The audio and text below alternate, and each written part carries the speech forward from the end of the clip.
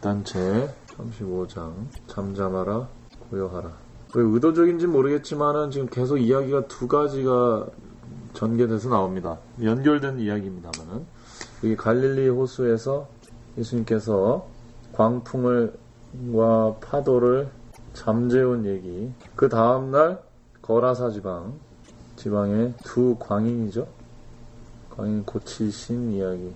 이렇게 나오는 장입니다. 이게 이제 마가복음, 누가복음이 다 연결된 이야기로 나오는데 우리 지도를 좀 그려보면은 다시 요 갈릴리 지방에서 저기 서북 쪽인 여기 가버나움을 중심으로 예수님께서 활동을 하셨다는 얘기가 기점에 나와 있었습니다.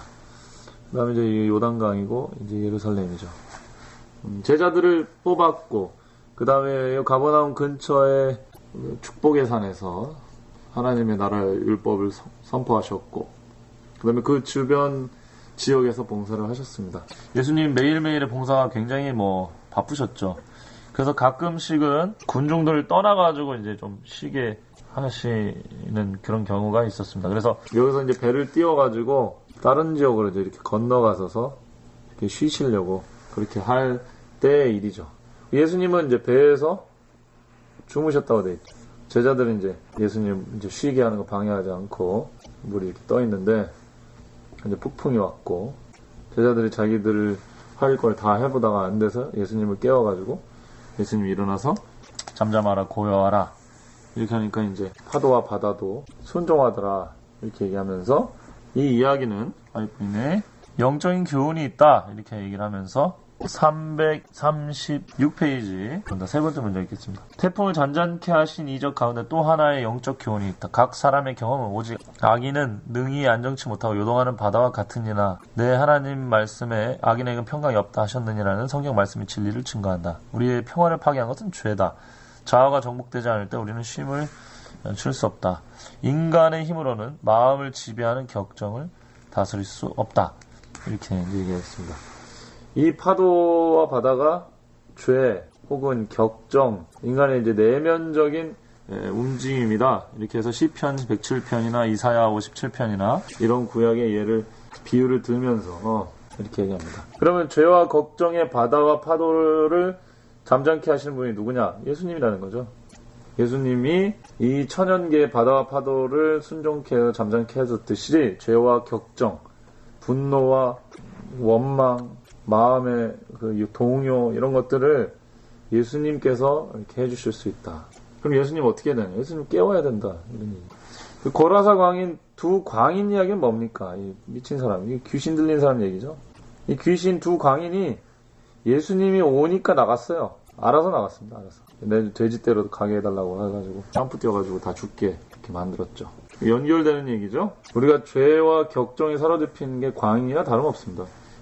똑같죠. 이 죄를 타고 움직이는 사단의 역사 같은 겁니다. 예수님이 오시면은 귀신이 나가게 돼 있죠. 예수님이 오시면 죄와 격정이 물러가게 돼 있죠. 왜? 빛은 다른 게 빛이 아니라 어둠을 물러가게 하는 게 빛이니까. 어둠을 물러가게 한 거 보면 이분이 빛이라는 말이죠. 이제 예수님이 제자들한테 한 말이 왜 두려워하냐? 내가 어둠을 물리치는 빛인 줄 알지 못했느냐? 이제 이런 얘기를 하십니다. 그리고 바다와 파도를 잠잠케 하신 분이 영의 세계 거라사 지방에 가서 내면에 풍랑이 일고 있는 두 광인을 고쳐주는 이야기가 나오는 거죠. 이게 당연한 자연스럽게 연결되는 그런 이야기입니다. 그래서 마가하고 누가는 이 두 개 연결시켜서 하고 있는데 저는 이번 장에서 주목을 해야 될 말씀은 두 번째 이 이야기 중에 339페이지에서 보면 이 사람들이 예수님이 여기서 이제 잘 쉬고 이제 가시려고 하니까 이 두 사람이 자기들 데려가 달라고 그래요.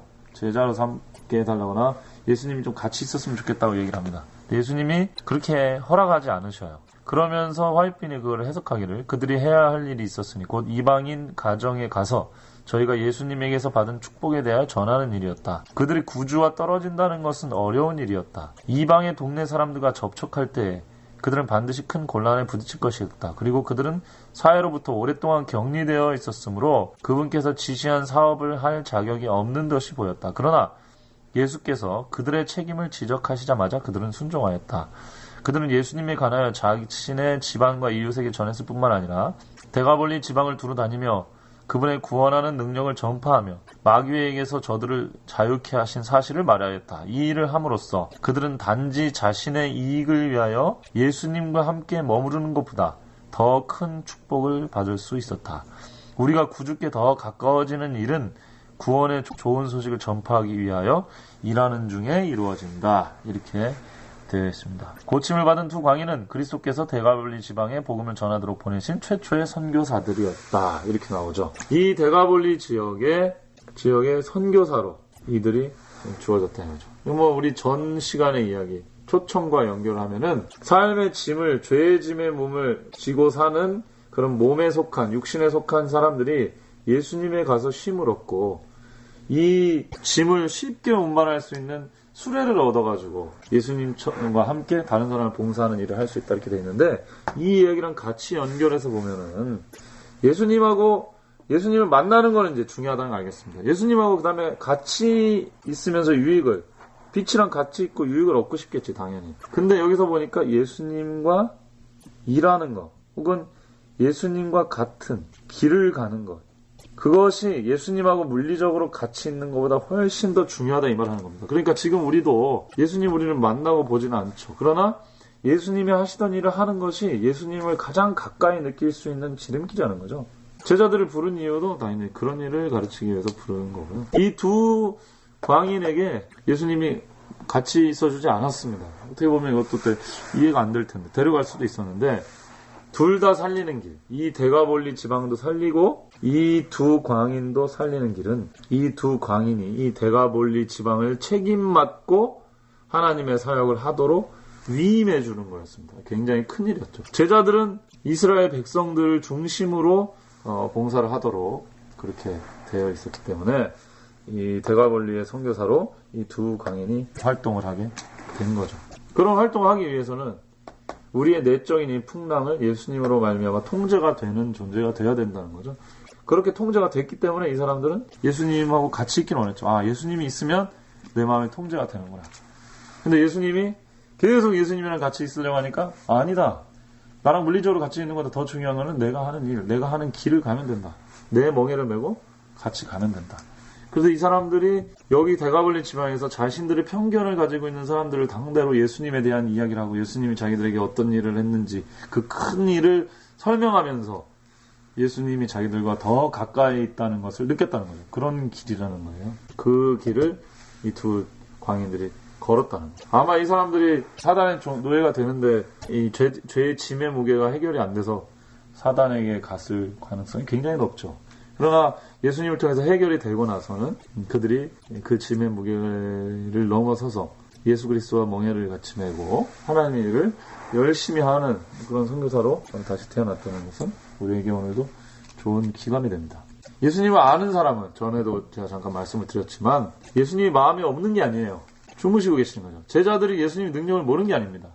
다만 우리 안에서 주무시고 계실 뿐이죠. 그분을 깨워서 그분이 활동할 수 있도록 해줘야 빛을 말 아래 두지 않는다 그랬거든요. 빛을 마음에 모시겠는데 말 아래 두는 경우가 있어. 그게 뭐냐면 그릇으로 덮어놓는 거죠. 빛이 그럼 뭔 소용이에요? 빛이 있는 저걸 뚜껑을 덮어놓는단 말이에요. 그런 경우에 더 빛이 있으면 그거를 커버를 벗겨서 빛이 힘을 내게 한다. 그 예수님을 깨우는 일이죠. 예수님을 깨우는 일이 우리 예수님을 우리 마음의 군주로 우리 마음의 왕으로 그분을 추대하고 내가 그분 밑으로 내려가는 그런 일입니다. 그래서 그분께서 일어나셔서 그분께서 이 폭풍을 제어할 수 있도록 우리가 그분을 깨워드리고 그분을 그분이 내 안에서 이렇게 활성화할 수 있도록 그렇게 합니다. 그렇게 할 수 있는 가장 큰 일이 뭐냐? 예수님과 같은 길을 가는 거예요. 돌고 도는 얘기 같지만 예수님의 마음에 어딨는지를 느끼고 그 일을 할 때 예수님이 일어나서 이제 그 일을 하게 되어 있습니다. 이것은 율법의 원리하고도 똑같아요. 하나님을 사랑하고 이웃을 사랑하는 이것이 이웃을 사랑할 때 하나님의 사랑을 더 많이 깨닫게 되고 그래서 이웃 사랑할 힘이 다시 더 나게 되고 이런 선순환이 이루어지는데 하나님 사랑을 알았어도 하나님 사랑 아는 것만 하고 이웃 사랑을 실천하지 않고 빛을 전하는 일을 안 한다. 그러면 주어진 빛이 점점점 흐려지거나 의미가 없어져요. 자기가 작은 빛을 맞아도 그 빛을 전하는데 최선을 다하고 그곳에서 삶의 기쁨과 보람과 방향을 느낀다.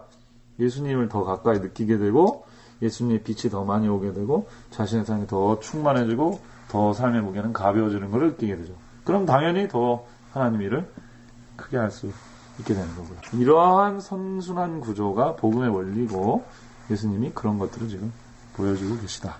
그것이 제 35장 잠잠하라 고요하라 장이 전체 얘기라고 볼 수 있겠습니다.